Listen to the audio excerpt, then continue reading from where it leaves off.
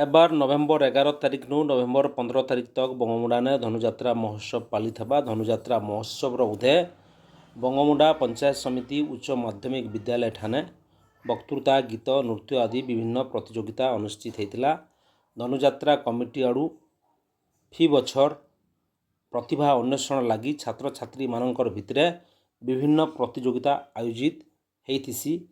Ether Dhanu Jatra कमिटीर सांस्कृतिक संपादक घनश्याम मनहिरांकर तत्वावधान ने अनुष्ठित ई महाविद्यालय स्तरीय प्रतियोगिता रे बंगमुंडा वनांचल अधिकारी पद्मनाभ कुमार, अवसरप्राप्त शिक्षक डॉक्टर नारायण मिश्र, सांबादिक संघर कार्यकारी सभापति अशोक नारायण भोई, संपादक हुलेश्वर हंस, महाविद्यालय अध्यक्ष गरुड़ध्वज बेहरा, डिग्री महाविद्यालय अध्यक्ष डॉक्टर शुभेन्द्र मेहेर, कुंदन छुरा, सुकांत मंत्री उपस्थित थिले।